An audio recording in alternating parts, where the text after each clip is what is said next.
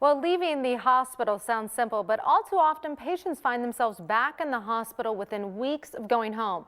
Well, fortunately, a program is here to help. National Healthcare Representatives Dr. Nancy Snyderman, Chief Medical Editor for NBC News, and Dr. Risa Lavizza-Mori, President and CEO of the Robert Wood Johnson Foundation, join us right now. Good morning, ladies. Hey, Abby. Good morning. All right, so tell me more. I'll go ahead and ask you, Lisa, what is the Care About Your Care program? Care About Your Care, frankly, is a month-long program to try to raise awareness and take action about this revolving door that we have where people all too often are admitted to the hospital and then discharged for a condition and within days or weeks are readmitted for the same condition or a similar condition. That revolving door and closing it is what this program is all about. So what exactly right now are hospitals doing to better discharge patients? Go ahead.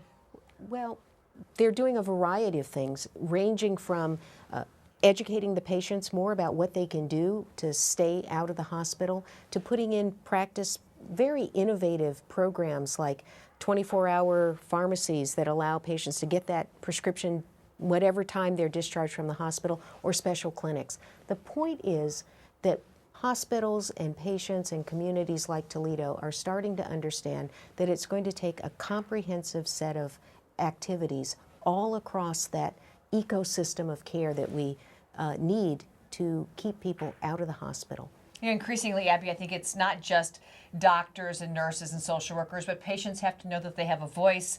Employers have to know that they can cut down healthcare costs by keeping people out of the hospital. And if I asked you today, would you like to spend your day in the hospital, you would, of course, say no. So why are we not doing a better job keeping the ill and infirmed and many times the elderly, out of the hospital after we've just sort of fixed them and sent them out? And it costs the American economy about $30 billion a year. So it's a multifactorial problem, and we all have a reason to fix it. Absolutely. Absolutely. Now, of course, nobody wants to stay in the hospital or return to the hospital. Can you give us a few tips on how to avoid returning to the hospital? Absolutely. First thing I would say is there's a website, Care About Your Care, where people can go and get these tips. But let me just give you a couple that are really important. Have a plan and know that plan. Be sure it's written down. A lot of times when you're leaving the hospital, you're confused and there's so much information being thrown at you. So having that plan, having it written down is really important. Know your medications and get those prescriptions filled. And here's one that's really critically important. Know the symptoms, the warning signs that may indicate that you're having a complication or a problem that could land you back in the hospital.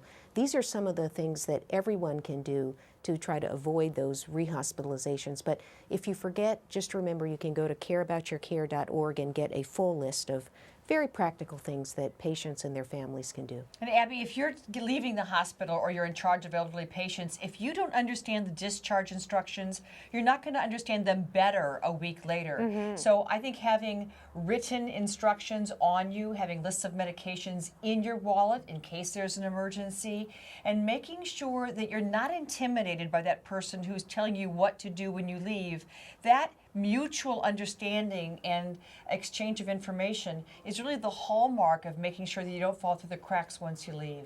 Absolutely. Well, one of the things that go ahead. One of the things that we've heard hospitals are doing that I think is just very creative is actually recording those discharge plans. And we all carry cell phones. You can send a voicemail to yourself with the discharge plan so that a week later, as Nancy said, when you don't remember, you've got it on tape. Absolutely. All such important advice. Of course, whenever anybody is in the hospital, you're just worried about being there in general, but to have this advice as far as how to avoid going back is very important. Doctors Nancy Snyderman and Risa Lavizza-Mori, we certainly appreciate you joining us. Thanks so much. Thanks, Abby. Thank you.